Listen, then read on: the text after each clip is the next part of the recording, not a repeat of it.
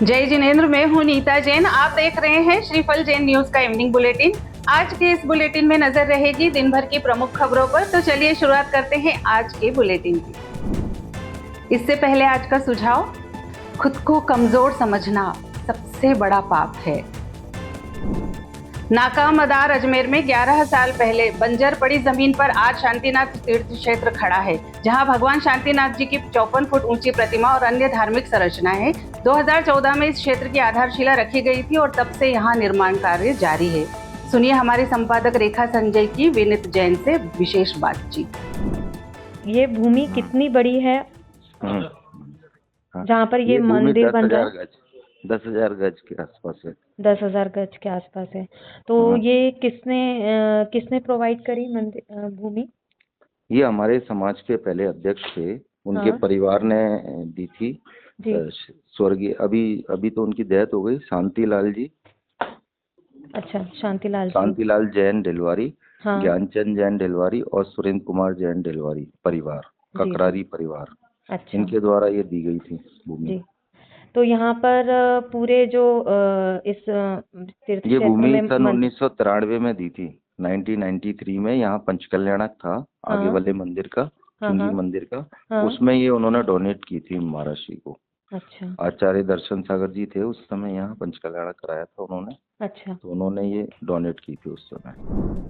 जिन शासन तीर्थ के मंत्री वितिन जैन ने बताया कि 11 वर्षों में क्षेत्र में बहुमंजिला आहारशिला, आरिका बस्ती, संतशाला और अन्य संरचनाएं पूरी हो चुकी है। भगवान शांतिनाथ जी की विशाल प्रतिमा 400 टन पत्थर से बनाई गई थी, जिसका वजन अब 250 टन है। तीर्थ क्षेत्र में समुद्री पत्थर से बने सिंह द्वार और स्फटिक मणि से निर्मित भगवान की प्रतिमाएं आकर्षण का केंद्र है। 2025 में 20 से 25 अप्रैल के बीच पंच कल्याणक महोत्सव का आयोजन होगा, जिसमें देश भर से जैन समाज के लोग शामिल होंगे। इसके प्रचार के लिए प्रभावना रथ 7 राज्यों में यात्रा कर रहा है। आचार्य वसुनंदी जी के संघ ने पंच कल्याणक तक कई वस्तुओं का त्याग कर रखा है। यह क्षेत्र अब धार्मिक आस्था का महत्वपूर्ण केंद्र बन चुका है। राज्य मध्य प्रदेश ग्राम मोहना निवासी दर्शना पंकज जैन के पुत्र प्रांजल जैन ने अपनी कड़ी मेहनत से एक नई मिसाल कायम की है। प्रांजल ने रूस की कबर्डिनो बल्कारिया स्टेट यूनिवर्सिटी से अगस्त 2024 में MBBS डिग्री प्राप्त की। इसके बाद जनवरी 2025 में उन्होंने भारत लौटकर FMGE परीक्षा को पहले प्रयास में 189 नंबर से पास किया।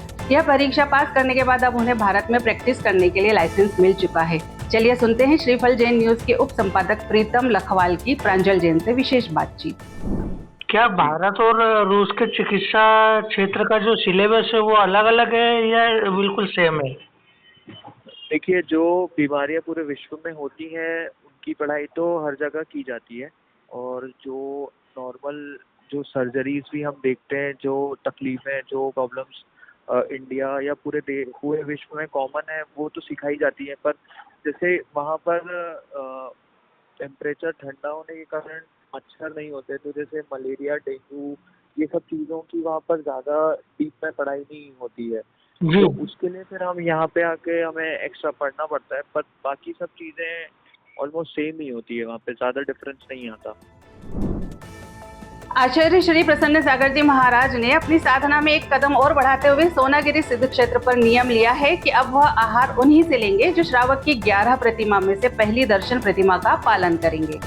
इसके अंतर्गत उन्हें बाजार के खाद्य पदार्थ का त्याग होगा, घर में मर्यादित भोजन करना होगा, पानी छानकर पीना होगा और देव दर्शन के बिना भोजन नहीं करना होगा। जिन जैन घरों में अजैन लड़की बहू बनकर आई है उनसे आहार नहीं लेंगे, और जो अविवाहित है उन्हें 1 महीने का रात्रि भोजन आलू, प्याज आदि का त्याग करना होगा। श्रावक रात्रि 7 से 9 के बीच में पानी, दूध ले सकते हैं।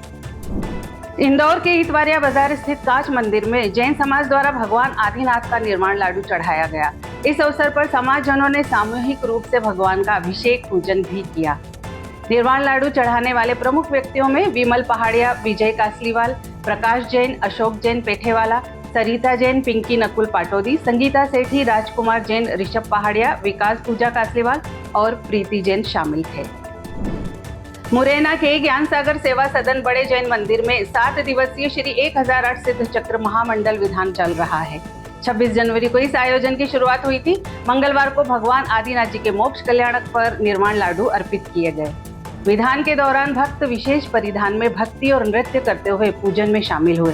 मंडप में चतुर्मुखी जिन प्रतिमाएं विराजमान है। 28 जनवरी को विधान में बैठे श्रावकों ने निर्माण लाडू भी चढ़ाया।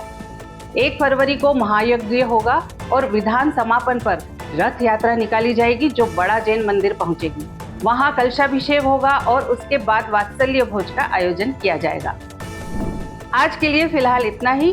कल फिर मुलाकात होगी इसी समय पर। आपके पास भी जैन समाज से संबंधित कोई भी खबर आए तो आप दिए गए नंबर पर अवश्य भेजें।